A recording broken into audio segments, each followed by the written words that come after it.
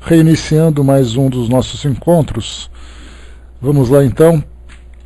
O estudo de hoje, o Evangelho segundo o Espiritismo. Nós vamos entrar nos itens a aliança da ciência com a religião e as instruções dos espíritos, a partir do item número 8, do primeiro capítulo, Não Vim Destruir a Lei. Antes, porém, bom dia a todos, vamos aqui para o nosso boletim da Sociedade Parisiense de Estudos Espíritas. Era, então, no dia 2 de setembro de 1859, sexta-feira, às 20 horas, que era o horário da reunião elaborada na sociedade. Então vamos lá. Leitura da ata e dos trabalhos da última sessão. Assuntos administrativos. A apresentação e admissão de 2 novos membros titulares e de um membro correspondente em Madrid. Lembrando sempre que para poder participar das reuniões da sociedade, diferentemente do que hoje acontece nos centros espíritas, onde nós temos reuniões públicas em que as pessoas podem participar, naquela época, pelo fato de terem sempre reuniões mediúnicas com os participantes, acompanhando, né, o desenrolar das mensagens, da participação dos espíritos e tudo mais, somente pessoas que eram indicadas que poderiam fazer parte da instituição e serem aceitas após a análise da administração da sociedade. Então aqui, membros novos que estavam ali sendo absorvidos, né, ou sendo aceitos, admitidos pela sociedade. Comunicações. Carta do Sr. Det, membro da sociedade, na qual cita notável passagem extraída do Tableau de Paris, de Mercier, edição de 1788, 12º volume, intitulado Spiritualistes. Esta passagem constata a existência, naquela época, de uma sociedade formada em Paris, tendo por objetivo as comunicações com os espíritos. Fornece, assim, uma nova prova de que o espiritismo não é uma criação moderna, e que era aceito pelos homens mais eminentes. Publicada a seguir.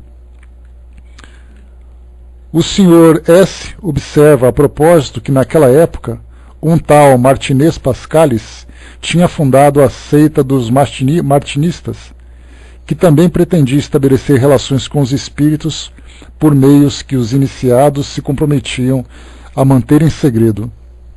Carta do Dr. B., de Nova York, agradecendo à sociedade o título de correspondente que esta lhe havia conferido e dando detalhes interessantes acerca da exploração mercantil do espiritismo na América.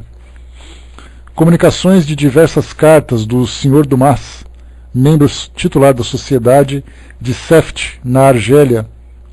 Lembrando que a Argélia é um país que fica ali no norte da África, né, banhada pelo Mediterrâneo, que era a colônia, né, da França durante muito tempo. Então, tínhamos ali um membro correspondente, que eram exatamente aqueles que viviam, né, em outros lugares, e sempre se correspondiam, passando informações, atualizando a respeito das experiências observadas, né, experiências mediúnicas, naturalmente observadas nessas regiões.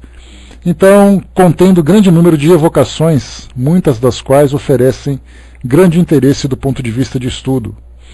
Elas constatam que vários médiuns se desenvolveram naquele país e que o espiritismo é objeto de grande preocupação.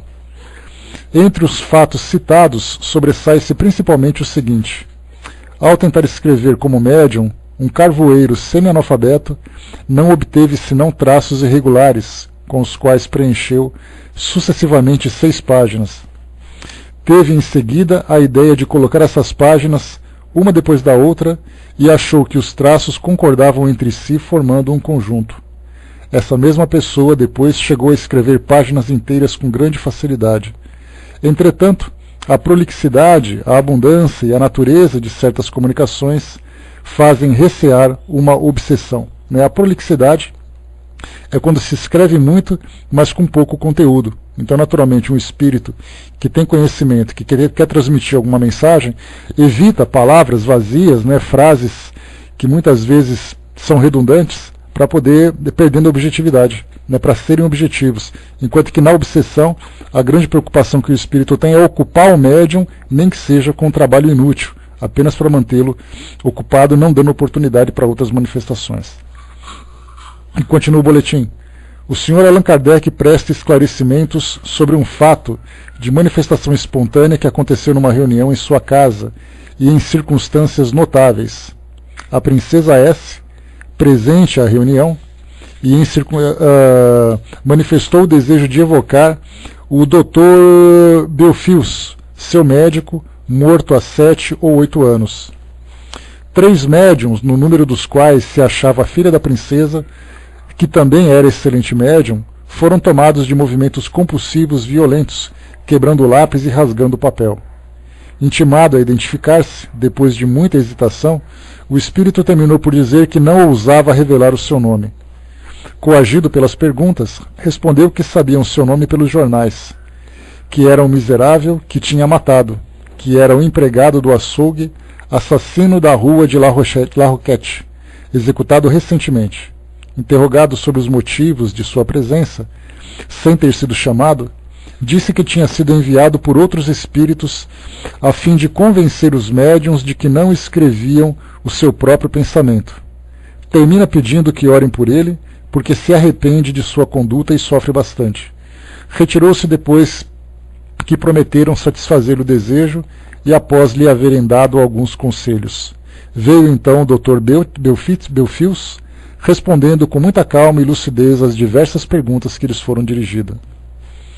Essa comunicação é realmente uma prova manifesta da independência dos médiuns, porquanto todos os membros da reunião estavam preocupados com a evocação do médico, e ninguém pensava naquele homem, que a todos veio surpreender, manifestando-se por sinais idênticos a 3 médiuns diferentes, que não dispunham nem de cartões, nem de pranchetas.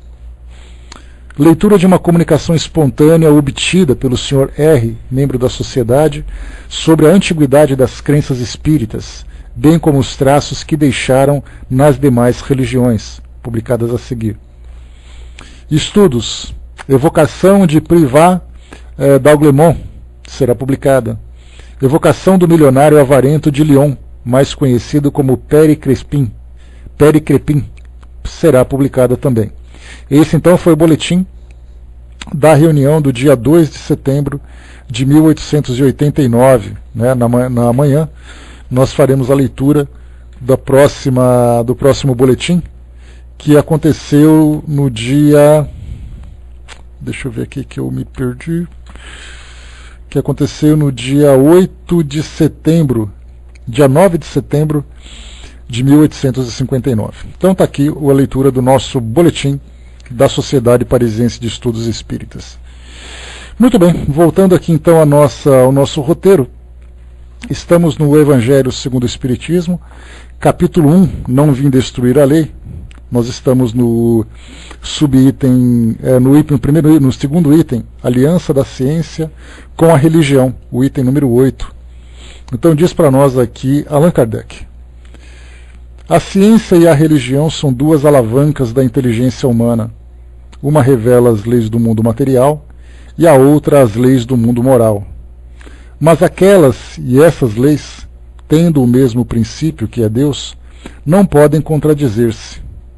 Se umas forem a negação das outras, umas estarão necessariamente erradas e as outras certas, porque Deus não pode querer destruir a sua própria obra. A incompatibilidade que se acredita existir entre as 2 ordens de ideias provém de uma falha de observação e do excesso de exclusivismo de uma e de outra parte. Disso resulta um conflito que originou a incredulidade e a intolerância. Então a gente vê que esse conflito entre ciência e religião que Kardec observava naquela época, uma época que tinha uma relação bastante intensa entre essas 2 filosofias, a filosofia científica e a filosofia espiritualista, elas viviam de um modo muito intenso porque era um momento de ruptura, como nós conversamos ontem no nosso encontro. A religião sempre se sobressaiu na influência sobre a sociedade e muitas vezes até tentando abafar, ou conter o desenvolvimento da ciência. Quando houve então quando a ciência começou então a abrir as suas asas, para dar ali seus primeiros voos solos, né, os seus primeiros voos solitários, que foi aí no Renascimento Cultural e naquele período também onde houve a reforma religiosa, ainda assim a ciência era muito constrangida pela religião. Na época, então, pós-iluminismo, que foi ali logo depois, né, foi naquele período, né, que logo depois ocorreu a Revolução Francesa, em 1789, houve então a ruptura definitiva. A ciência já não mais se constrangia, os cientistas já não tinham mais preocupação com a opinião que a Igreja, no caso a Igreja Católica, que era a mais influente na época, teria sobre as suas opiniões. Então houve essa ruptura, uma ruptura bastante, foi, digamos assim, litigiosa, porque deixou ali muitos traumas, não permitindo que nenhuma outra filosofia espiritualista recebesse a atenção da ciência. Exatamente porque, já que a religião quer ser a dominante dessa questão espiritual, com seus dogmas, com suas fantasias, então a ciência não tinha mais preocupação em se envolver com esses assuntos. Sendo que, na doutrina espírita, quando ela surgiu, trazendo para nós, né, novas informações do mundo espiritual que mereciam a atenção da ciência para comprovar sua existência, acabou não recebendo. Então, por isso, o Espiritismo se desenvolveu através de uma metodologia científica, mas sem a aprovação ou sem o acompanhamento da ciência. Não que houvesse a necessidade de uma aprovação, mas certamente o endosso da ciência para as informações que o Espiritismo traria, faria com que ele se destacasse das demais religiões como sendo de fato uma verdade trazida do mundo espiritual e não simplesmente uma crença. Né? Então o que Kardec coloca aqui nesse trecho é exatamente isso, né? Porque assim como a ciência e como a religião, assim como a ciência, a religião deveria também, né, ou vice-versa, né, assim como a religião, a ciência deveria também encaminhar o pensamento dos homens, né, os nossos pensamentos, em direção a Deus. Tanto a ciência como a religião nos levando em direção a Deus. O que aconteceu foi exatamente o contrário. A religião levou o homem em direção a Deus e a ciência conduziu os homens em direção ao ceticismo, à descrença, à intolerância com relação aos elementos de fé, né, os elementos de crença. E coloca Kardec: são chegados os tempos em que os ensinamentos do Cristo devem receber o seu complemento, em que o véu lançado intencionalmente sobre algumas partes dos ensinos deve ser levantado, e que a ciência, deixando de ser exclusivamente materialista, deve levar em conta o elemento espiritual, e em que a religião, deixando de desconhecer as leis orgânicas e imutáveis, essas duas forças apoiando-se mutuamente e marchando juntas, sirvam uma de apoio para a outra. Então a religião, não mais desmentida pela ciência, adquira uma potência indestrutível, porque estará de acordo com a razão e não lhe poderá opor a lógica irresistível dos fatos. A ciência e a religião não puderam entender-se até agora, porque, encarando cada uma as coisas do seu ponto de vista exclusivo, repeliam-se mutuamente. Era necessária alguma coisa para preencher o espaço que as separava, um traço de união que as ligasse. Esse traço está no conhecimento das leis que regem o mundo espiritual e suas relações com o mundo corporal, leis tão imutáveis como as que regulam o movimento dos astros e a existência dos seres. Uma vez constatadas pela experiência essas relações, uma nova luz se fez. A fé se dirigiu à razão, esta nada encontrou de ilógico na fé, e o materialismo foi vencido. Mas nisso, como em tudo, há os que ficam retardados até que sejam arrastados pelo movimento geral, que os esmagará, se quiserem resistir em vez de se entregarem. É toda uma revolução moral que se realiza nesse movimento, sob a ação dos espíritos. Depois de elaborada durante mais de 18 séculos, ela chega ao movimento de eclosão e marcará uma nova era da humanidade. São fáceis de prever as suas consequências.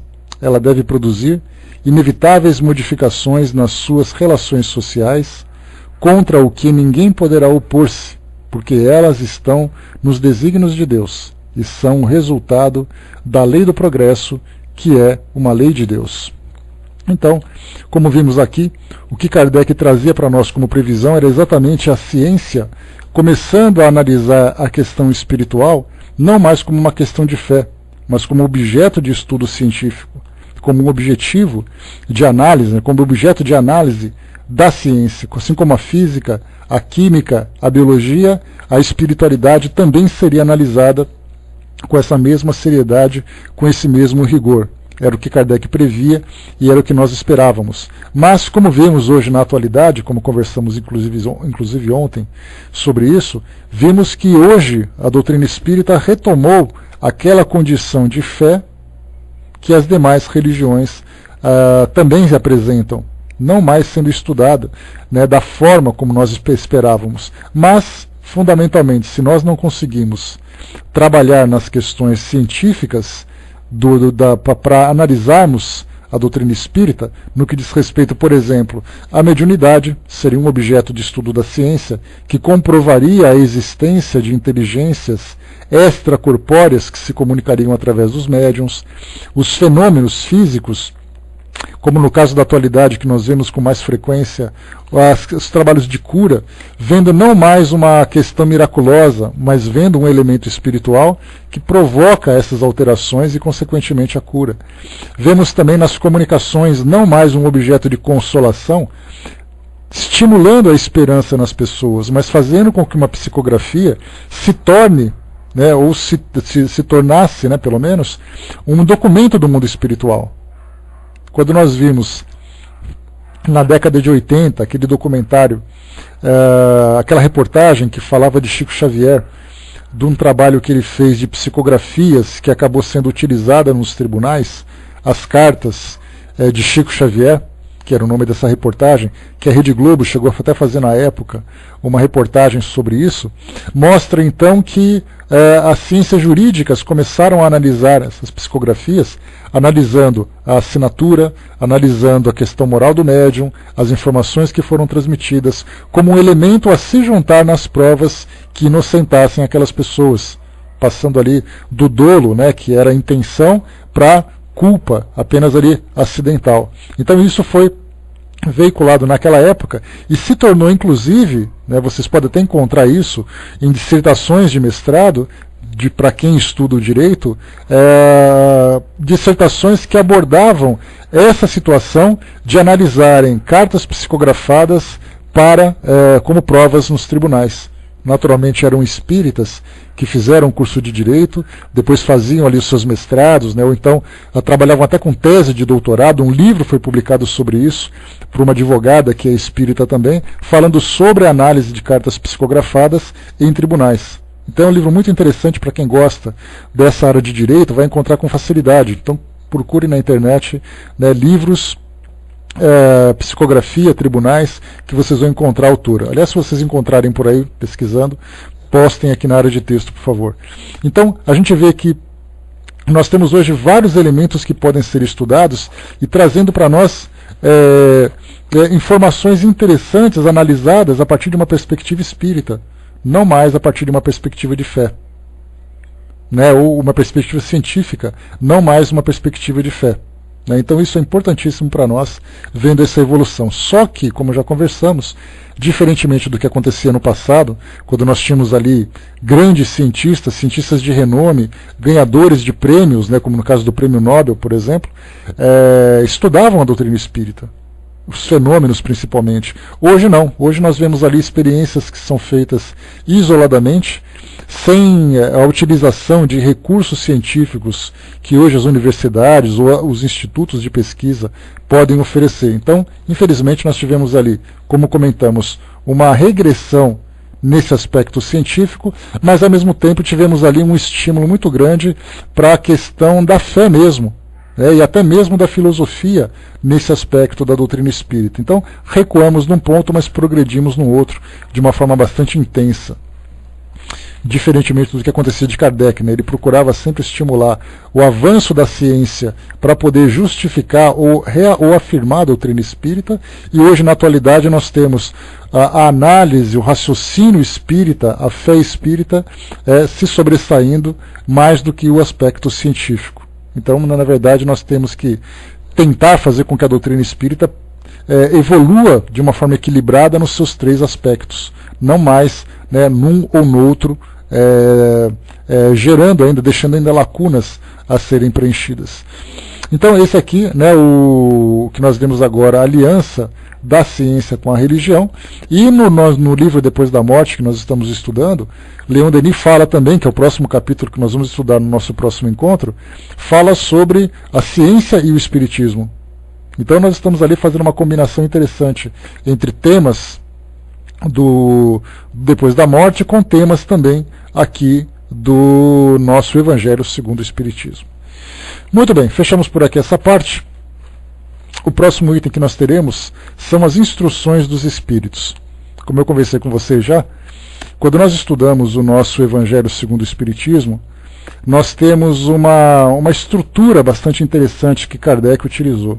Primeiro, de uma forma pedagógica, ele foi desenvolvendo cada um dos assuntos que iam se completando, começando daquilo que era mais filosófico, daquilo que era mais básico, até entrar no campo, né, no campo moral das relações humanas, das relações do homem com o mundo espiritual, dos encarnados com o mundo espiritual e tudo mais. Nessa estrutura, nós temos então as reflexões sobre cada um dos temas, ou subtemas que envolvem aquele tema principal, que foi tirado do Evangelho do Novo Testamento, né? Então foi tirado ali um tema do Novo Testamento, foram feitas análises a respeito dos diversos aspectos dessas passagens do Novo Testamento, e depois, numa última parte de cada capítulo, Kardec traz então as instruções dos Espíritos. Essas instruções são psicografias espontâneas ou consultas que foram feitas por Kardec junto aos Espíritos sobre aquele tema. Então, depois de cada capítulo, cada análise, nós temos então as orientações dos Espíritos a respeito daquele tema. Então, logo no começo, falando sobre não vir destruir a lei, mas exatamente ali reafirmá-la, e assim também como o advento do próprio Espiritismo, nós temos nas primeiras instruções dos Espíritos a nova era. Então, esse é o nosso tema. E nessa psicografia, assinado por um espírito israelita, em Mulhouse, em 1861, diz para nós aqui o espírito. Lembrando sempre que Kardec procurava, nesse trabalho de organização das obras da codificação, nas comunicações que chegavam na sociedade, nas comunicações particulares que recebiam, ele analisava então qual era exatamente o teor daquela mensagem, qual era o seu conteúdo. E aí então ele ia tentando vincular essas comunicações isoladas aos temas que estavam sendo estudados. Não raras vezes, como Kardec já relatou no livro Obras Póstumas, durante o desenvolver de um estudo, vinha um espírito e trazia um tema relativo àquilo, mesmo que não houvesse sido feita nenhuma solicitação. Então, espontaneamente, os espíritos, acompanhando o que Kardec fazia, traziam uma psicografia. Então, nós temos muitas psicografias que foram utilizadas aqui no Evangelho segundo o Espiritismo e muitas outras publicadas, por exemplo, nas revistas espíritas ou nas edições da Revista Espírita. São temas temas morais, temas mais técnicos também, participação de espíritos trazendo um maior aprofundamento sobre determinado tema e tudo mais. Então, nessa primeira mensagem, um espírito israelita. Então ele diz assim para nós. Podemos observar que, daquilo que nós estudamos nesse capítulo, essa mensagem tem uma relação direta com ela. Deus é único e Moisés, o Espírito que Deus enviou com a missão de fazê-lo conhecer, não somente pelos hebreus, mas também pelos povos pagãos. O povo hebreu foi um instrumento de que Deus se serviu para fazer sua revelação, através de Moisés e dos profetas. E as vicissitudes da vida desse povo foram feitas para chocar os homens e arrancar-lhes dos olhos o véu que lhes ocultava a divindade. Os mandamentos de Deus, dado por Moisés, trazem o germe da mais ampla moral cristã. Os comentários da Bíblia reduziam-lhes o sentido, porque postos em ação em toda a sua pureza, não seriam então compreendidos. Mas os 10 mandamentos de Deus nem por isso deixaram de ser o brilhante frontispício da obra, como um farol que devia iluminar para a humanidade o caminho a percorrer. A moral ensinada por Moisés era apropriada ao estado de adiantamento em que se encontravam os povos chamados à regeneração. E esses povos, semi-selvagens quanto ao aperfeiçoamento espiritual, não teriam compreendido a adoração de Deus sem os holocaustos ou sacrifícios, nem que se pudesse perdoar um inimigo. Sua inteligência, notável no tocante às coisas materiais, e mesmo em relação às artes e às ciências, estava muito atrasada em moralidade, e eles não se submeteriam ao domínio de uma religião inteiramente espiritual. Necessitavam de uma representação semimaterial, como a que então lhes oferecia a religião hebraica. Os sacrifícios, pois, lhes falavam aos sentidos, enquanto a ideia de Deus lhes falava ao espírito. Essa análise é interessante desse espírito, porque ele mostra para nós exatamente a realidade do povo hebreu naquela época. Quando nós estudamos, por exemplo, o Pentateuco da Bíblia, que são os 5 primeiros livros, falando da Gênese, do Êxodo, falando de Deuteronômio, falando de acho que Números e Juízes, são esses 5 livros, se eu não me engano. Mas quando se fala, por exemplo, no Deuteronômio, nós temos ali a legislação, que trata especificamente da conduta social daquele povo. Deixa eu pegar aqui rapidamente os nomes certos desses livros para a gente poder fazer a coisa correta. Deixa eu pegar aqui para você, espera só um pouquinho. Aqui nós temos então tá aqui Gênesis, Êxodo, Levítico, Números e Deuteronômios. Juízes não entra nesses 5 livros, Então esse Pentateuco, que também a própria Torá dos judeus também é composta por esses 5 livros, mostra ali aquela primeira trajetória do povo hebreu.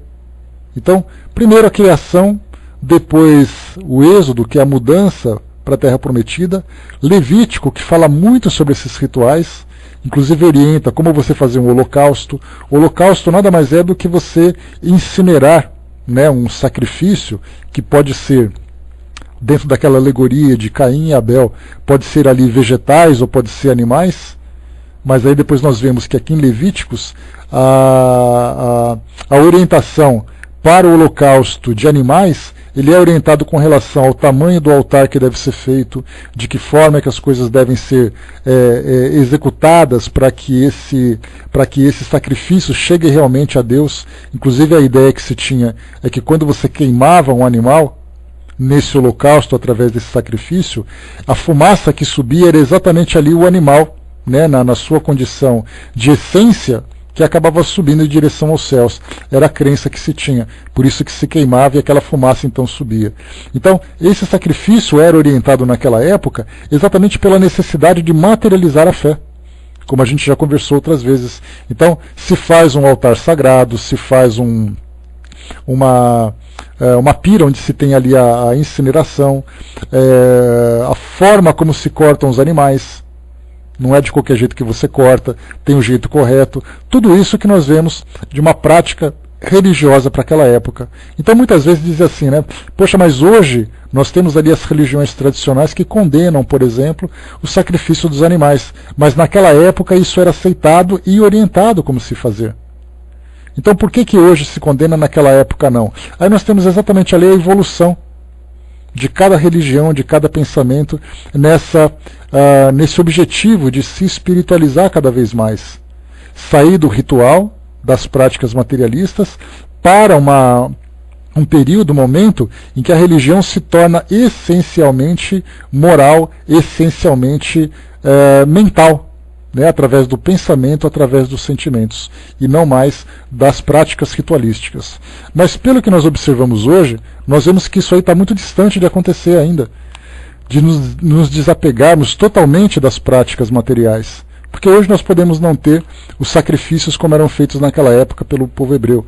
Mas hoje nós temos os templos sagrados, as roupas, os cantos, os objetos, as escrituras, os próprios rituais que são feitos, né, no caso, os sacramentos da Igreja Católica, como, por exemplo, batismo, casamento, unção, crisma. Então são vários tipos de práticas que fazem com que os seguidores dessas religiões se aproximem cada vez mais de Deus através dessas condutas.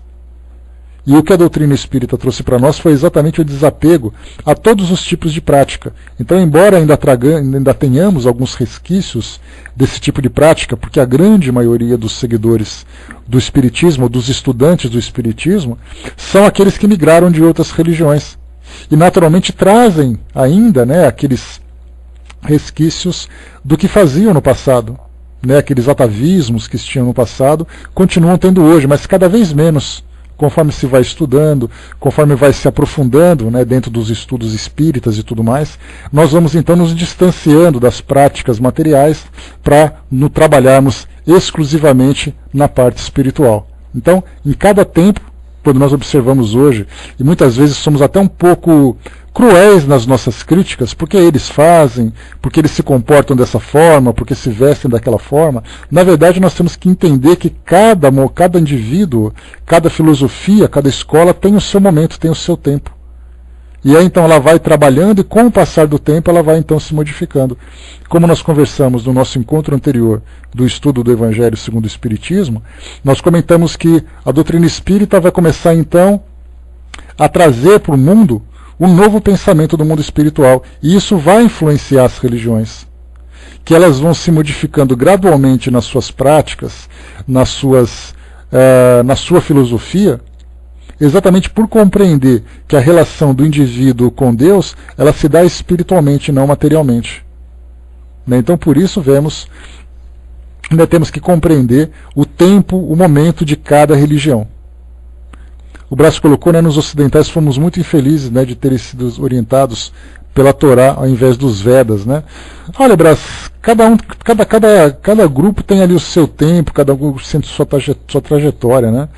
Hoje nós vemos, por exemplo, que os Vedas influenciaram os hindus, e nós não vemos, por exemplo, na religião hinduísta, uma evolução espiritual muito grande. Né, que fazem seus sacrifícios, né, a incineração de corpos na beira de rios, tem ali uma quantidade enorme de deuses, né, são mais de 3.500 deuses que são cultuados na Índia, né, para a gente ter uma ideia, né, que o hinduísmo ele não é uma religião sólida única, ele é uma religião, mas que tem ali várias vertentes. Então, para cada região da Índia que se vai, nós encontramos ali um templo que é dedicado a um tipo de Deus, e isso veio como uma derivação dos Vedas. Então, nós poderíamos nos espiritualizar mais com a cultura oriental, mas não significa que nós estaríamos mais espiritualizados do que estamos agora. Porque, na verdade, a filosofia está aí. É a forma como nós abraçamos. De repente, os Vedas poderiam trazer essa ideia mais espiritualista, mas acabou encontrando, ainda nas sociedades primitivas daquela época, a necessidade de materializar. Assim como os hebreus fizeram no passado, os hindus fizeram no passado e outras tradições também fizeram. Então nós não estávamos preparados para essa filosofia espiritualista, essa filosofia voltada mais para o mundo espiritual. Não é isso. Chegarmos ao mundo espiritual por esse caminho mais desmaterializado, vamos dizer assim. Né? Então, como nós pegamos hoje, o budismo é uma ótima religião, filosófica, com princípios bastante interessantes, mas nós percebemos que as práticas budistas são tão materialistas quanto as práticas ocidentais, de templos, de roupas, de rituais e tudo mais. Então vemos assim que é uma questão humana, temos essa necessidade ainda. Então não adianta nós queremos trazer uma filosofia essencialmente espiritual, com necessidades materiais que todos nós temos. Né? Então, teríamos hoje crenças diferentes, práticas diferentes, mas no fundo nós viveríamos ainda essa nossa imaturidade espiritual e, consequentemente, voltados muito mais para o instinto e para as sensações do que para o pensamento, né, e para os sentimentos também. E continua aqui a mensagem do Espírito. O Cristo foi o iniciador da mais pura moral, a mais sublime, a moral evangélica, cristã, que deve renovar o mundo, aproximar os homens e torná-los fraternos, que deve fazer jorrar de todos os corações humanos a caridade e o amor do próximo, e criar entre todos os homens uma solidariedade comum. Uma moral, enfim, que deve transformar a terra, fazê-la morada de espíritos superiores aos que hoje a habitam. É a lei do progresso a que a natureza está sujeita, que se cumpre, e o Espiritismo é a alavanca de que Deus se serve para elevar a humanidade. São chegados os tempos em que as ideias morais devem desenvolver-se para que se realizem os progressos que estão nos desígnios de Deus. Elas devem seguir o mesmo roteiro que as ideias de liberdade seguiram, como suas precursoras. Mas não se pense que esse desenvolvimento se fará sem lutas. Não, porque elas necessitam, para chegar ao amadurecimento, de agitações e discussões, a fim de atraírem a atenção das massas. Uma vez despertada a atenção, a beleza e a santidade da moral tocarão os espíritos, e eles se dedicarão a uma ciência que lhes traz a chave da vida futura e lhes abre a porta da felicidade eterna. Foi Moisés quem abriu o caminho. Jesus continuou a obra e o Espiritismo a concluirá. E a gente lembra, que essa conclusão que o Espiritismo vai trazer para nós está muito longe da forma como nós entendemos a doutrina espírita hoje. O que nós entendemos é uma doutrina que traz para nós aquelas primeiras informações a respeito dessa nova realidade do mundo espiritual, ou dessa realidade do mundo espiritual que para nós acaba vindo como novidade. Então hoje nós aceitamos essa base, nos assentamos sobre ela, mas ainda tem muito que se trazer, muito a se conhecer do mundo espiritual. Mas tudo começou a partir daquela revelação inicial. Então nós vimos que na primeira parte desse capítulo nós tínhamos as 3 revelações, Moisés, Cristo e o Espiritismo, Moisés, Jesus e o Espiritismo, e essa psicografia traz informações exatamente relacionadas com essas 3 revelações, com esses temas que foram estudados.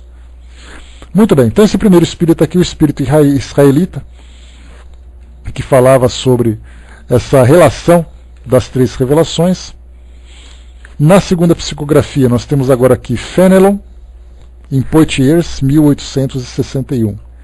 Bom, Fenelon, como eu falei para vocês, é sempre importante nós estudarmos, e nós vamos tentar fazer isso sempre. Cada vez que chegar uma psicografia de um espírito que nós não conhecemos, nós vamos então correr para poder conhecer um pouquinho sobre a biografia dele. Então eu separei aqui para nós tanto a biografia de Fenelon, como a biografia de Erasto, que são nomes que nós vamos ouvir com frequência nos estudos do Evangelho segundo o Espiritismo, nos estudos do Livro dos Espíritos e também do Livro dos Médiuns. Então é importante nós nos familiarizarmos com esses espíritos, porque é um ponto fundamental. Quando nós estudamos uma psicografia, em que o espírito traz uma experiência pessoal, ele precisa estar, digamos assim, credenciado para poder falar aquilo. Se ele fala sobre religiões, ele tem que ser alguém que tenha conhecimento das religiões. Se ele fala sobre caridade, ele tem que ser o espírito que viveu a caridade durante a sua vida terrena. Porque não adianta nós pegarmos um espírito que tem um vocabulário bem estruturado, tem um senso poético bem desenvolvido, para falar em nome de alguma coisa, só que uma coisa que ele não vivenciou. E aí ele acaba perdendo credibilidade. Então nós percebemos que cada espírito que foi convidado a participar do desenvolvimento do espiritismo teve uma experiência no mundo terreno relacionada com aquilo que ele fala, então ele vai falar com propriedade. Só que não adianta nós lermos uma mensagem sem sabermos quem ele é. Daí então a importância de nós sempre estudarmos cada uma das biografias de cada espírito. Vamos estudar uma vez só, naturalmente. Aqueles que vierem depois terão que fazer um estudo separado, um estudo particular, para poder conhecer o espírito, mas é importantíssimo para nós termos esse conhecimento. Mesmo que futuramente vocês depois, não estando em outros estudos, observem a leitura né, de mensagens que são assinadas por espíritos que vocês não conhecem, é importante vocês chegarem na internet, façam uma pesquisa. Nós temos a Federação Espírita Brasileira, a Federação Espírita do Paraná, que trazem ali sessões só com biografias e outras tantas fontes para conhecermos quem são essas pessoas. Então, primeiro, essa mensagem que vai vir para nós. Primeiro veio aquele anônimo, né, um espírito israelita. Agora vem Fenelon. Quem foi Fenelon? Vamos lá, aqui no site da Federação Espírita do Paraná, feparaná.com.br. Este é o nome literário de François de Sélignac, de Lamotte. Prelado é um posto da hierarquia eclesiástica, né? E escritor francês que nasceu no castelo de Fenelon, em Périgord, em 6 de agosto de 1651. Ele estava se manifestando aqui em 1800 a partir de 1857, né, quando foi do lançamento do Livro dos Espíritos. Então esse espírito tem ali quase 200 anos, de 1650 a 1857.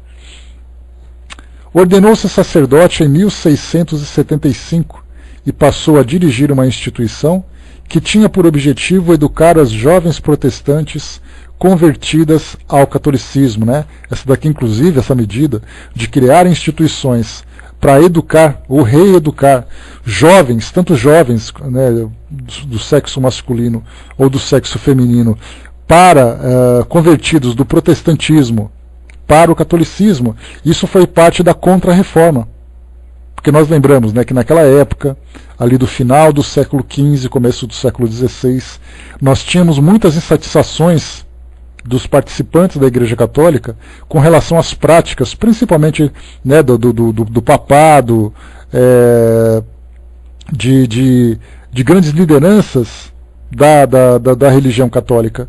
E aí então houve aquela ruptura com Martinho Lutero, que era um bispo católico que vivia na Alemanha, e aí então ele fundou uma nova religião, que foi a religião luterana, de Martinho Lutero, e fundou ali e começou a construir uma nova linha de pensamento espiritual chamado protestantismo, que nada mais era do que o protesto daqueles segmentos contra as práticas da religião católica, que era, por exemplo, a venda de indulgências, né, ou seja, a venda de perdões, né, a troca de dinheiro por pecados de pessoas que cometeram seus pecados ou que viriam a cometer. E aí Martinho Lutero achou isso um absurdo. E ele escreveu então uma lista com 101 reivindicações contra as práticas da igreja. E isso aí então foi a reforma religiosa. Mas a religião católica não ficaria em silêncio diante dessa atitude. Então ela trouxe para nós uma contra-reforma. E essa contra-reforma viria na perseguição daqueles que eram considerados hereges, fundação de instituições que retrariam a reeducação daqueles que tornaram-se protestantes e depois voltaram a ser católicos, né? Então esses eram comportamentos que se tinham naquela época, né? E tantas outras medidas também que a igreja acabou tomando. E é importante a gente lembrar que quando nós falamos de religião protestante, nós não falamos necessariamente das religiões evangélicas, porque os protestantes protestavam de fato contra a religião católica. Hoje os evangélicos já têm a sua própria linha de pensamento e já não mais protestam como antes. Então nós misturávamos muito, né, a religião evangélica com protestante, e agora a gente tem que começar a separar esses dois segmentos, que hoje nós não temos mais religiões protestantes. Nós temos as evangélicas que foram, né, uma derivação daquela ruptura com a Igreja Católica na época da reforma religiosa. Então, Fenelon era um desses líderes dessas instituições que promoviam então a reeducação das jovens protestantes que foram convertidas ou reconvertidas ao catolicismo. Foi enviado pelo rei, na qualidade de missionário, às regiões de Aunis e Saintonge, nas regiões da França. Seu tratado da educação das jovens, que veio à luz em 1687, obra dedicada às filhas do Duque de Beauvilliers, lhe valeu a nomeação de preceptor do Duque de Borgonha. O preceptor, nós lembramos, nada mais era do que um professor particular, contratado pelas famílias nobres, que tinham então aquele professor exclusivo para suas famílias, para seus filhos, que viviam inclusive nos castelos, nos palácios, nas mansões. Então esses eram os preceptores. Então ele acabou sendo nomeado, né, por esse duque, né, como sendo preceptor de suas filhas. Aos 42 anos é eleito acadêmico e aos 44 já é arcebispo de Cambrai. Né, arcebispo, que é um posto alto dentro da hierarquia eclesiástica. A partir da publicação de sua obra, Explicação das Máximas dos Santos, em 1697, passam a declinar as graças oficiais. 2 anos mais tarde, a Santa Sé, ou seja, o Vaticano, condena a obra e ele é privado de seus títulos e pensões. Então ele foi perseguido pela Igreja Católica por pregar uma doutrina diferentemente daquilo que era do catecismo católico, né? Também cai em desgraça perante Luís XIV, que descobre críticas ao seu governo no romance pedagógico de Fénelon, As Aventuras de Telêmaco, no mesmo ano de 1699. Mesmo no exílio de sua diocese, ele não para de publicar, e no período de 1700 a 1712, Fábulas e Diálogos dos Mortos, esse último escrito para o Duque de Borgonha. Deixa transparecer suas esperanças de uma reforma política em O Exame de Consciência de um Rei, enquanto seu apego à antiguidade clássica transparece em Cartas sobre Ocupações da Academia Francesa. Em 7 de janeiro de 1715, assinala a data de sua morte, ocorrida em Cambrai. Fénelon figura na codificação em vários momentos, podendo ser citados o Livro dos Espíritos, onde assina Prolegômenos, junto a uma pleiade de luminares espirituais, igualmente a resposta à questão de 917 é de sua especial responsabilidade. Em O Evangelho segundo o Espiritismo, apresenta-se em vários momentos, discursando acerca da terceira revelação e da revolução moral do homem, no capítulo 1, item 10, esse que nós vamos estudar agora, o homem de bem e os tormentos voluntários, no capítulo 5, na lei de amor, no capítulo 9, no ódio, capítulo 12, e o emprego da riqueza, no capítulo 14. Em O Livro dos Médiuns, figura no capítulo das dissertações espíritas, lá no finalzinho do livro, né, no item número 30, capítulo 31, desenvolvendo aspectos acerca das reuniões espíritas e a multiplicidade dos grupos espíritas. Importante assinalar que os destaques assinalados são os que o espírito assina seu nome, devendo-se considerar que deve, como os demais responsáveis espirituais pela codificação, ter estado presente em muitos outros momentos, dando seu especial contributo, eis que foi convidado pelo Espírito Verdade a compor sua equipe em tão grandioso empreendimento. Então isso aqui foi Fénelon, que é o Espírito que traz para nós essa segunda psicografia aqui no nosso primeiro capítulo do Evangelho segundo o Espiritismo. Então, 1861, em Poitiers, né, essas datas e esses locais fazem referência ao momento em que foi recebida a psicografia. Então nós veremos aqui que muitas vezes cidades como Poitiers, por exemplo, não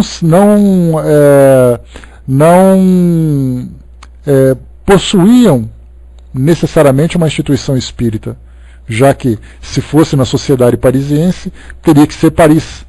Então nós veremos aqui muitas outras cidades, como essa primeira aqui em cima que nós vimos, do livro do Espírito Israelita, Mulhouse.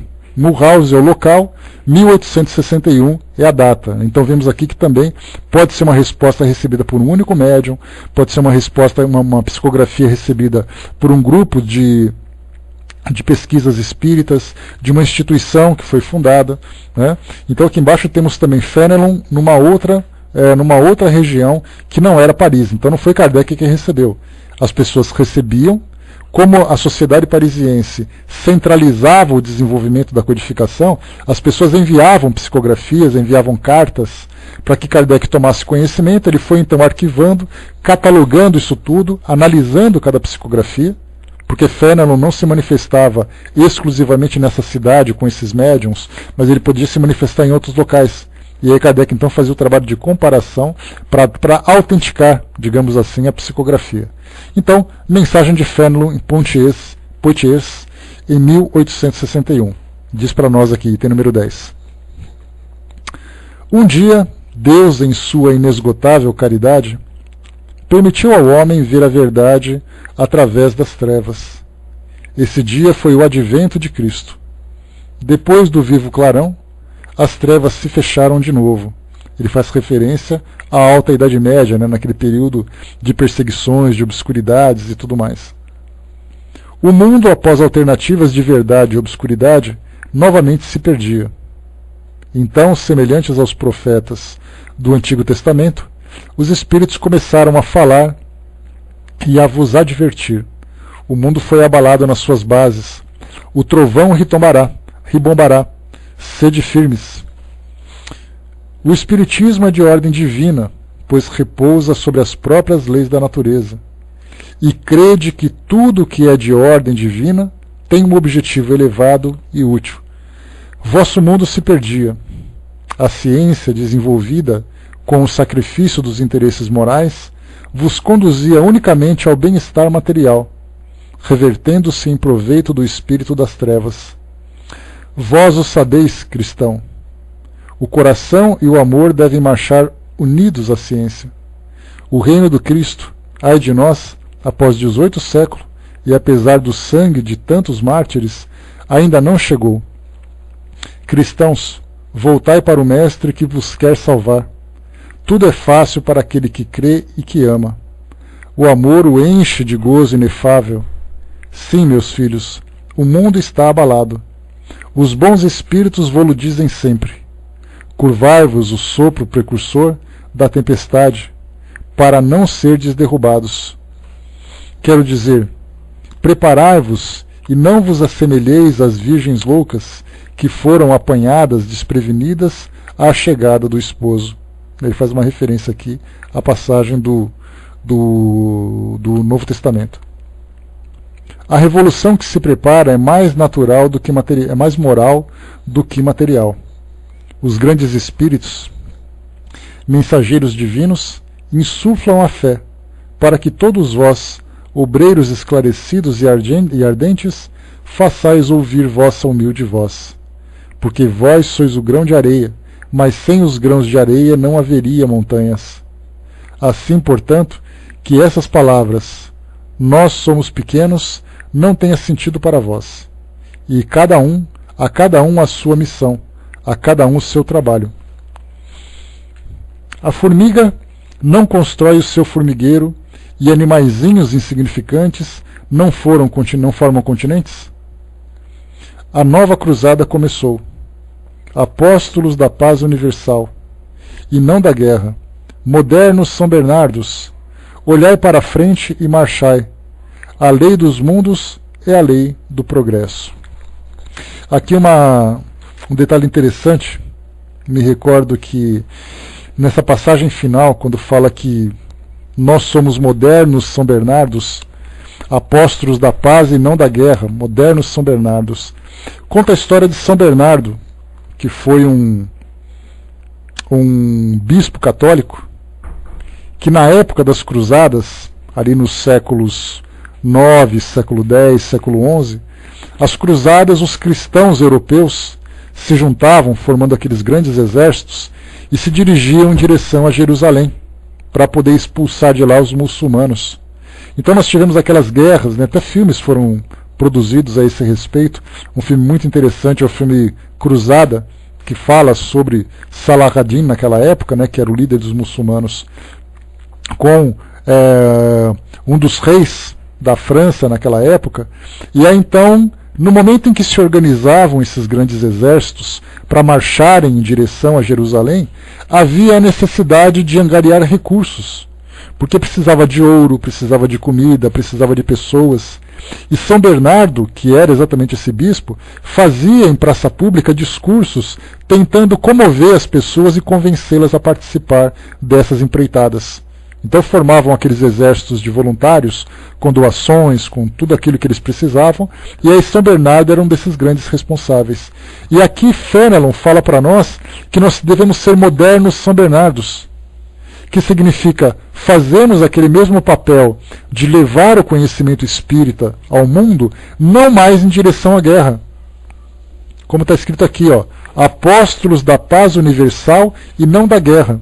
Então, diferentemente do que São Bernardo fez naquele período, de tentar formar exércitos para poder combater os muçulmanos em Jerusalém, na verdade aqui agora nós temos o objetivo de levar, através da nossa mensagem, a paz universal. Então essa comparação que Fenelon faz, ela é muito interessante, e ela gera também muitas dúvidas dentro daqueles grupos que estudam o Evangelho. Mas o que ele quer dizer com São Bernardos? O que quer dizer? Quem foi São Bernardo? E acabam não pesquisando sobre a origem desse santo da Igreja Católica, exatamente porque, como ele juntava todos esses grupos para poder defender o cristianismo em Jerusalém, ele recebeu exatamente esse título, né? Foi canonizado pela Igreja através daquela análise dos milagres e tudo mais. Então, São Bernardo como sendo esse santo que moveu pessoas em direção a essa guerra pela fé. E agora nós somos convocados como modernos São Bernardos para movermos as pessoas em direção à fé, não mais com o objetivo da guerra. O Brás colocou para nós aqui, nessa história não se passou ao contrário, os turcos queriam acabar com todos os vestígios de Jesus. Na verdade, né, Brás, quando a gente estuda sobre as cruzadas, e foram 8 cruzadas que aconteceram, né, como é que está o som, pessoal? Dá um ok, por favor. Beleza, obrigado.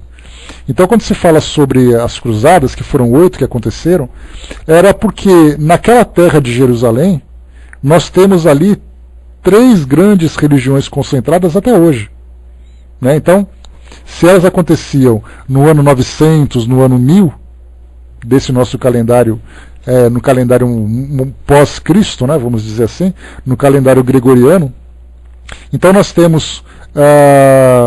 ali nós temos o templo de Abraão, nós temos ali também o Santo Sepulcro, temos ali também o Muro das Lamentações, temos ali pedras sagradas dos muçulmanos. Então aquela região sempre foi sagrada e sempre foi muito turbulenta, sagrada para essas 3 religiões, mas principalmente, já que os judeus não tinham tanta expressão em termos de quantidade de pessoas comparado com o cristianismo, comparado com a religião muçulmana, então na verdade os dois brigavam para tomar posse daquilo.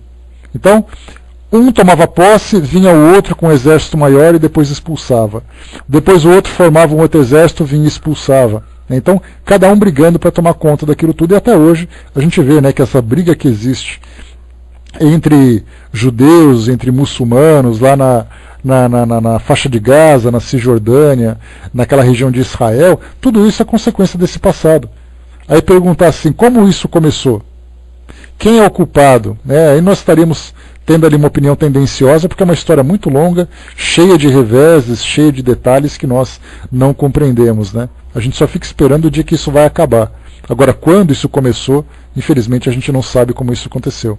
Né? Então, na verdade, as cruzadas começaram a partir dessas ideias, né, desses conflitos. E eram entre muçulmanos, que eram os árabes nesse caso, e os cristãos, que eram os europeus, os ocidentais desse período. Muito bem, então isso daqui foi Fenelon. Vamos agora, para a gente poder fechar, Erasto, que como Kardec coloca para nós aqui, discípulo de São Paulo. Vamos para a biografia de Erasto. Erasto, vamos lá, aqui no FE Paraná também. Com o respeitável nome de Erasto, cujas comunicações traziam sempre o cunho incontestável de profundeza e lógica, como disse o próprio codificador, encontramos 2 personalidades em momentos diferentes da história da humanidade. A primeira, afirmativa do próprio codificador, é de que ele seria discípulo de Paulo de Tarso. No caso, lembra de Paulo de Tarso, né, que virou São Paulo, depois do trabalho de divulgação do cristianismo que ele fez, acabou se tornando ali um santo pela Igreja Católica. Então, essa referência do Livro dos Médiuns, capítulo 5, item 98. A afirmativa tem procedência, na segunda epístola de Timóteo, escrita quando prisioneiro em Roma, relata o apóstolo dos gentios: Erasto ficou em Corinto. Segundo consta na epístola aos Romanos, epístola é uma carta, né, nós sabemos, aos Romanos era o grupo cristão que ficava em Roma, assim como Corinto, né, que era uma outra região também, e tantas outras que aparecem no Novo Testamento. Então, segundo consta na epístola aos Romanos, na saudação final, este mesmo Erasto tinha cargo na cidade, pois se encontra no capítulo 16, Saúda-vos Erasto, tesoureiro da cidade. Em Atos dos Apóstolos, lemos que Paulo enviou à Macedônia 2 dos que lhe assistiam, Timóteo e Erasto, enquanto ele próprio, Paulo, permaneceu na Ásia. Interessante observar a proximidade dos 2 discípulos de Paulo. Depois, em O Livro dos Médiuns, capítulo 19, encontramos longa mensagem assinada por ambos a respeito do papel do médium nas comunicações. Juntos no século I da era cristã, juntos na tarefa da codificação. Ainda em O Livro dos Médiuns, são de sua lavra os itens 98 do capítulo 5, algumas respostas a perguntas constantes no item 99, item 196, 197 do capítulo 16, item 230 do capítulo 20, onde se encontra a célebre frase: melhor é repelir 10 verdades do que admitir uma única falsidade, uma só teoria errônea. Finalmente, na comunicação de número 28. Em O Evangelho segundo o Espiritismo, lê-se várias mensagens assinadas por Erasto. A primeira se encontra no capítulo 1, item 11, essa que nós vamos ler agora.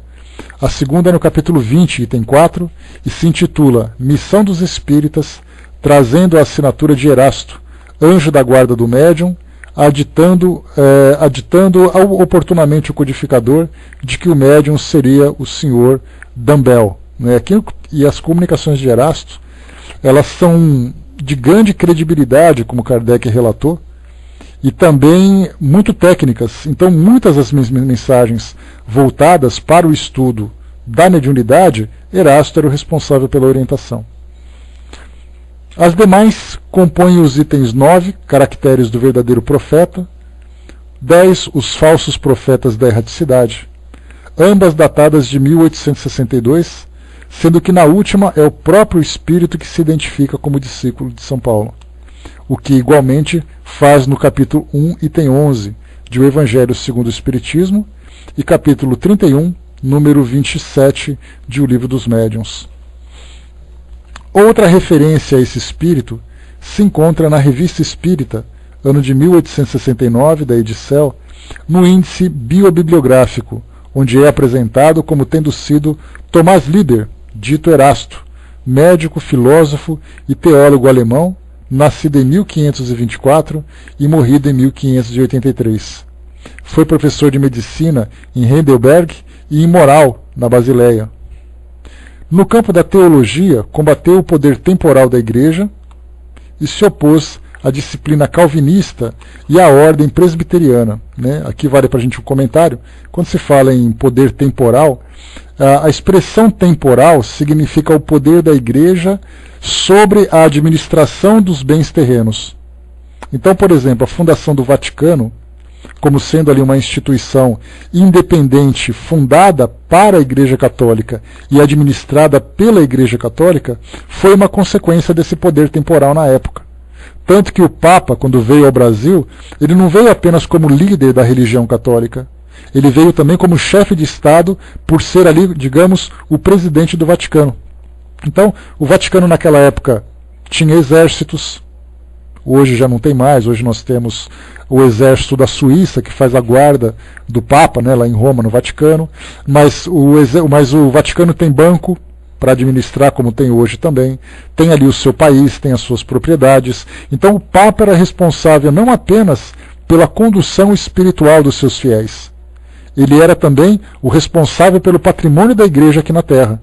E isso Erasto combatia naquela época. Esse Erasto que foi colocado para nós aqui. Então ele combateu o poder temporal, dizendo que o Papa tem que se preocupar com o aspecto espiritual. essa ideia que nós temos hoje não tem nada a ver daquilo que era pregado na época. E continua, se opôs à disciplina calvinista e à ordem presbiteriana, né? A gente lembra que quando houve a reforma religiosa, lá no início do século XVI, nós tivemos ali Martinho Lutero fundando o luteranismo, nós tivemos João Calvino, que ficava ali entre Suíça e França, fundou o calvinismo, e ao mesmo tempo nós tivemos Henrique VIII, se não me engano, na Inglaterra, que fundou a Igreja Anglicana, exatamente num conflito que houve com o Papa, porque ele queria se separar da sua esposa. O Papa falou que o casamento era indissolúvel. Ele falou, então eu vou fundar uma religião que agora eu posso me divorciar. Então nós tivemos 3 grandes religiões naquela época. Nesse caso da igreja calvinista, que hoje é o que nós entendemos também como igreja presbiteriana, porque nós temos igreja batista, metodista, presbiteriana. Essa presbiteriana tem essa linha da religião calvinista. E a principal filosofia dela era a doutrina da predestinação, que significava o quê? Que era muito confortável na época, né? Muitos nobres se afinizaram com essa igreja, com essa nova doutrina, porque ele dizia assim, se você nasce pobre, é porque Deus quer que você seja pobre. Se você é rico, é porque Deus queria que você seja rico, que você fosse rico. Consequentemente, você não tinha culpa de ser rico e ver alguém pobre. Se você é pobre, é porque você é pobre e pronto. Então, essa doutrina da predestinação era uma característica da doutrina calvinista, diferentemente do que acontecia com a doutrina luterana, que falava sobre caridade, que falava sobre o amor e tudo mais, né? Então, nesse caso, Erasto, no campo da teologia, combateu também essas duas questões. Sua posição lhe valeu uma excomunhão, sob suspeita de heresia, sendo reabilitado algum tempo depois, né? Então ele quase foi ali queimado pela igreja. No caso desse biógrafo, desse teólogo alemão aqui, né? Suas teorias tiveram muitos partidários, sobretudo na Inglaterra. Legou somas consideráveis aos estudantes pobres, sendo especialmente respeitado por seus gestos de benemerência. De qualquer forma, o que resta incontestável, segundo Kardec, é que era um espírito superior que revelou mediante comunicações de ordem elevadíssima, no caso o Livro dos Médiuns aqui, no capítulo 16. O que importa realmente é a tarefa desenvolvida à época de Paulo de Tarso e ao tempo de Kardec por um espírito. Encarnado, o seu grande trabalho pela divulgação das ideias nascentes do cristianismo em um ambiente quase sempre hostil. Isso porque, como ele era um daqueles enviados de Paulo de Tarso, eles enfrentavam uma grande resistência não apenas do Império Romano, mas também daqueles que eram pagãos. Então ele procurava fortalecer as comunidades cristãs que se formavam naquela época e era perseguido, caluniado, criticado e tudo mais, né? Então, encarnado, como foi colocado para nós aqui no texto, o trabalho de divulgação que ele fez das ideias nascentes do cristianismo. Desencarnado, ombreando com tantas outras entidades espirituais, apresentando elucidações preciosas em favor da codificação da doutrina espírita, respondendo a questões de vital importância para uma também doutrina crescente, a terceira revelação, o Consolador prometido por Jesus. Esse texto aqui foi produzido pela Federação Espírita do Paraná para poder explicar para nós aqui as palavras de Erasto. Então ele diz assim: Erasto, discípulo de São Paulo. Então ele se identifica aqui não como sendo aquele Erasto, que era o teólogo alemão do século XVI, mas como sendo o próprio, o discípulo de São Paulo. Paris, 1863. Então, deduzimos daqui que foi recebida na Sociedade Parisiense de Estudos Espíritas, já que ele se identificava como sendo o anjo guardião do codificador de Kardec. Então, 1863. Item número 11, então, diz para nós: Santo Agostinho é um dos maiores divulgadores do Espiritismo. Ele se manifesta por quase toda parte, e a razão disso a encontramos na vida desse grande filósofo cristão. Pertencem a essa vigorosa falange de pais da Igreja, a que a cristandade devem suas mais sólidas bases. Como muitos, ele foi arrancado ao paganismo, ou melhor, diremos, à mais profunda impiedade, pelo clarão da verdade. Quanto em vibração que o chamava para si mesmo e lhe fez compreender, quando em meio de seus desregramentos, ele sentiu na própria alma a estranha vibração que o chamava para si mesmo e lhe fez compreender que a felicidade não estava nos prazeres enervantes e fugidos. Quando, enfim, na sua estrada de Damasco, ele também ouviu a santa voz que lhe chamava: Saulo, Saulo, por que me persegues? Exclamou: meu Deus, perdoa-me, eu creio, sou cristão. E desde então se tornou um dos mais firmes pilares do Evangelho.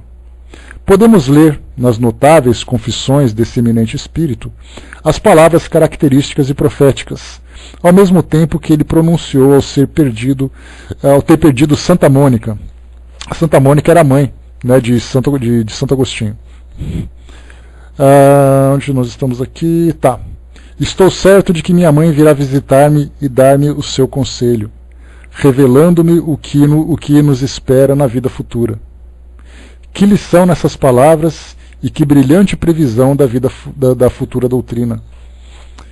É por isso hoje, vendo chegada a hora da divulgação da verdade, que ele já havia pressentido, faz-se o seu ardente propagador e se multiplica, por assim dizer, para atender a todos os que chamam. Kardec deixa uma nota aqui a esse respeito, diz assim para nós: Santo Agostinho vem por acaso modificar aquilo que ensinou? Não seguramente, mas como tantos outros, ele vê com seus olhos do espírito o que não podia ver como homem. Sua alma liberta percebe claridade nova e compreende o que antes não compreendia. Novas ideias lhe revelaram o verdadeiro sentido de certas palavras. Quando na terra, julgava as coisas segundo o conhecimento que possuía, mas quando uma nova luz se fez para ele, pôde julgá-las com maior clareza. É assim que ele deve revisar sua crença referente aos espíritos íncubos e súcubos, bem como o anátema que havia lançado contra a teoria de Antípodas. Agora que o cristianismo lhe aparece em toda a sua pureza, ele pode, sobre certos pontos, pensar de maneira diversa de quando vivia, sem deixar de ser o apóstolo cristão. Pôde, sem renegar a sua fé, fazer-se o propagador do espiritismo, porque nele vê o cumprimento das predições. Ao proclamá-lo hoje, nada mais fez do que conduzir-nos a uma interpretação mais sã, mais lógica dos textos. Assim também acontece com outros espíritos que se encontram numa posição semelhante. Aqui, rapidamente falando sobre Santo Agostinho, a gente lembra, para quem quiser conhecer, Agostinho de Hipona, né, que era acabou se tornando um bispo da Igreja Católica. Ele era, na verdade, uma pessoa que vivia uma vida mundana. Então ele tinha ali os seus interesses financeiros, ele tinha ali os seus interesses no campo da sexualidade, e a mãe dele, Mônica, era uma mulher muito devota do cristianismo. E ela sempre fazia as suas preces, sempre fazia ali as suas rogativas para que o filho conhecesse de fato essa palavra de verdade. E aí então ele acabou tendo essa experiência, se tornou bispo, né? E quando se fala em confissões, aqui na referência de Erasto, tem um livro chamado Confissões de Santo Agostinho. E eu tenho uma experiência interessante para contar para vocês, porque exatamente como ele tinha essa vida desregrada, de dúvidas, de angústias, e depois ele acabou encontrando esse caminho do cristianismo e se tornou um grande divulgador. Eu me lembro que houve uma época em que eu estava com muitas dúvidas, isso mais ou menos mais ou menos uns 7 anos, estava naquela fase de procurar respostas, entender um monte de coisa, apesar da gente já estar aqui fazendo estudos na sala. E aí então eu fui conversar com um espírito amigo lá no Rio, quando eu estive lá fazendo uma visita em 2007, o nosso Dr. Herman. E aí então eu conversei com ele sobre essas dúvidas que eu tinha. Eu falei: Dr. Herman, eu faço o trabalho, mas dá a impressão de que aquele trabalho automático tem alguma coisa que não me sensibiliza e coisa e tal. Aí ele começou a psicografar algumas coisas, começou a escrever, né? que a gente estava conversando pela psicofonia. Aí ele começou a escrever algumas coisas, como se fosse ali um receituário médico, né? Aí ele perguntou assim: você estuda o Livro dos Espíritos? Eu falei: estudo 2 vezes por semana. Tá, e o Evangelho? Também 2 vezes por semana. Ele falou: então tá bom. E continuou escrevendo. Aí depois ele tirou o papel e me entregou. Estava escrito lá: ler a biografia de Confissões de Santo Agostinho e ler a biografia de Santo Agostinho também. E depois ler também o livro... Qual é o segundo livro das obras de André Luiz, que eu me esqueci o nome dele? Não é Obreiros, é Nosso Lar, não é Missionários da Luz. Me ajude aí, gente. Qual é o segundo livro da coleção de André Luiz? É Vamos lá, quem dá mais? Quem vai ganhar estrelinha? Não, antes desse. É um outro livro. Os Mensageiros, assim dizem, estrelinha para ela. Então tá ali, Os Mensageiros. Então eu tinha que ler Os Mensageiros e as Confissões de Santo Agostinho. Essa era a minha prescrição, exatamente para conhecer a biografia de um indivíduo que também passou por essa fase de dúvidas e depois acabou encontrando o caminho. Então isso acabou sendo para mim, né, uma forma de entender, né, essa fase, mas que ela ia passar e graças a Deus acabou passando rapidamente depois daquela época. Né? Então, na verdade, eram muitas dúvidas pessoais que eu tinha que acabou influenciando também os meus estudos espíritas. E Santo Agostinho acabou se tornando uma referência indicada pelo Dr. Hermann, né? Bem interessante. Então, Santo Agostinho depois, Santa Mônica depois conseguiu convertê-lo, né? É Missionários da Luz? Né? Bom, mas o livro que eu li eram Os Mensageiros, né? Então depois dali Santo Agostinho então acabou fazendo esse trabalho de grande divulgação e ele trouxe dentro do pensamento cristão, como ele foi um dos fundadores da Igreja Católica, que foi ali pelo século V, ele foi um dos pais da Igreja Católica. Então muito do que ele falava quando se encontrava, tanto que aquela frase fora da igreja não há salvação, foi palavras de Santo Agostinho, que depois na doutrina espírita nós estudamos que fora da caridade não há salvação. E aí então, nesse pensamento de Santo Agostinho, ele falava sobre os íncubos e súcubos, que eram 2 tipos de demônios, né? Nós até estudamos sobre isso quando falamos sobre a crença nos demônios, né, nos nossos estudos.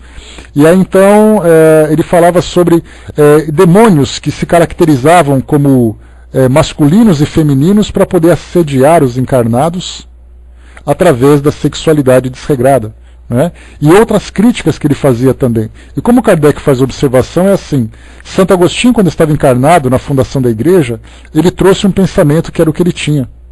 Mas quando ele se encontrava desencarnado, que foi exatamente o que demonstrou para nós através das psicografias e na fundação da própria doutrina, ele trouxe um pensamento diferente. Então, vendo de uma forma superficial, nós vemos uma grande contradição entre aquilo que estava como encarnado e aquilo que era como desencarnado. E aí muita gente pode dizer assim: mas será que era o mesmo espírito? E aí Kardec lembra: claro que sim, porque na verdade a partir do mundo espiritual nós temos uma outra visão. Assim como nós também teremos uma visão diferenciada da própria doutrina espírita quando estivermos no mundo espiritual. Porque nós analisamos a doutrina na sua teoria a partir da nossa perspectiva terrena como encarnados. No mundo espiritual a visão vai ser bem diferente, né? Então tudo isso faz parte desse aprendizado que nós estamos tendo agora.